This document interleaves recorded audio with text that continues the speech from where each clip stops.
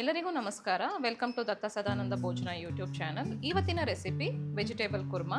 ಇದನ್ನು ನೀವು ಪೂರಿ, ಚಪಾತಿ ಮತ್ತು ಪರೋಟ ಜೊತೆ ತಿನ್ಬೋದು. ಕಾಂಬಿನೇಷನ್ ತುಂಬಾ ಚೆನ್ನಾಗಿರುತ್ತೆ. ಇವಾಗ ಇದನ್ನು ಮಾಡೋದು ಹೇಗೆ ಅಂತ ನೋಡೋಣ. ಇಲ್ಲಿ ನಾನೊಂದು 3 ರಿಂದ 4 ಸ್ಪೂನು ಎಣ್ಣೆ ಹಾಕ್ತಾ ಇದ್ದೀನಿ. ಎಣ್ಣೆ ಬಿಸಿ ಆಗಿದೆ. ಇವಾಗ ಇದಕ್ಕೆ ಕಸೂರಿ ಮೇಥಿ, ಸೋಂಪು, ಪಲಾವ್ ಎಲೆ ಮತ್ತು ಅನಾನಸ್ ಹೂವು ಇಷ್ಟನ್ನು ಹಾಕ್ಕೊಂಡಿದ್ದೀನಿ. ಇಲ್ಲಿ ನಾನು 3 ಈರುಳ್ಳಿನ ಚಿಕ್ಕದಾಗಿ ಹೆಚ್ಚಿಟ್ಕೊಂಡಿದ್ದೀನಿ. ಗೋಲ್ಡನ್ ಬ್ರೌನ್ ಆಗೋವರೆಗೂ ಇದನ್ನು ಸ್ವಲ್ಪ ಫ್ರೈ ಮಾಡೋಣ. ಈರುಳ್ಳಿ ಇಲ್ಲಿ ಫ್ರೈ ಆಗಿದೆ. ಇಲ್ಲಿ ನಾನೊಂದು 3 ಟೊಮೆಟೊ ತೊಗೊಂಡಿದ್ದೀನಿ, ಮೀಡಿಯಂ ಸೈಜ್ದು.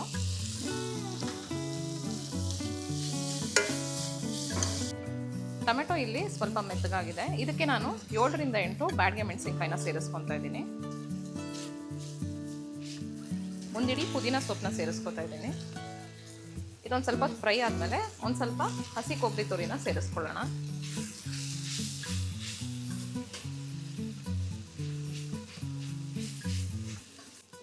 ಪುದೀನ ಫ್ರೈ ಆಗಿದೆ. ಇವಾಗ ಇದಕ್ಕೆ ಕಾಯಿ ತುರಿ ಸೇರಿಸ್ಕೊಳ್ಳೋಣ.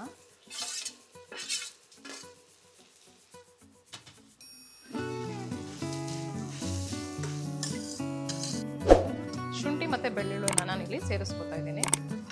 ಇದೆಲ್ಲ ಒಂದು 2 ನಿಮಿಷ ಇವಾಗ ಫ್ರೈ ಮಾಡಾದ್ಮೇಲೆ ಇದನ್ನು ಮಿಕ್ಸಿಯಲ್ಲಿ ನುಣ್ಣಗೆ ರುಬ್ಕೋಬೇಕು. ನೀವು ನೋಡ್ಬೋದು ಇಲ್ಲಿ ಈ ರೀತಿಯಾಗಿ ನಾನು ಇದನ್ನು ನುಣ್ಣಗೆ ರುಬ್ಬಿಟ್ಕೊಂಡಿದ್ದೀನಿ. ಎಣ್ಣೆ ಬಿಸಿಯಾಗಿದೆ. ನಾನಿವಾಗ ಇದಕ್ಕೆ ಸೋಂಪು, ಜೀರಿಗೆ, ಒಂಚೂರು ಕಸೂರಿ ಮೇಥಿ, ಸಾಸಿವೆ ಮತ್ತು ಒಂದು ಪಲಾವ್ ಎಲೆನ ಹಾಕೋತಾ ಇದ್ದೀನಿ.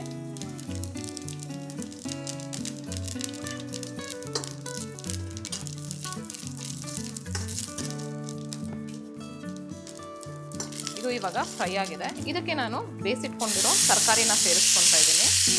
ನಾನಿಲ್ಲಿ ಪೊಟ್ಯಾಟೊ, ಕ್ಯಾರೆಟು, ಬೀನ್ಸು ಮತ್ತು ನವಿಲು ಕೋಸನ್ನ ಇಲ್ಲಿ ಸಣ್ಣದಾಗಿ ಹೆಚ್ಚಿಟ್ಕೊಂಡಿದ್ದೀನಿ. ಅದನ್ನು ನಾನು ಒಂದು ವಿಸಿಲ್ ಕುಕ್ಕರಲ್ಲಿ ಕೂಗಿಸ್ಕೊಂಡು ಇವಾಗ ಇದಕ್ಕೆ ಸೇರಿಸ್ಕೊಂಡಿದ್ದೀನಿ.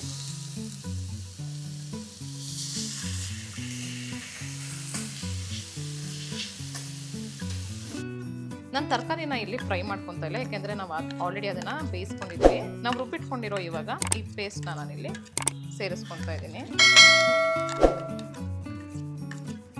ಇದಕ್ಕೆ ಒಂದು ಸ್ವಲ್ಪ ನೀರನ್ನ ನಾನು ಆ್ಯಡ್ ಮಾಡ್ತಾ ಇದ್ದೀನಿ. ಇದೆಲ್ಲ ಮಿಕ್ಸ್ ಮಾಡಿ ಇದನ್ನು ಒಂದು 5 ನಿಮಿಷ ಇವಾಗ ಬಾಯ್ಲ್ ಮಾಡೋಕ್ಕೆ ಬಿಟ್ಬಿಡೋಣ.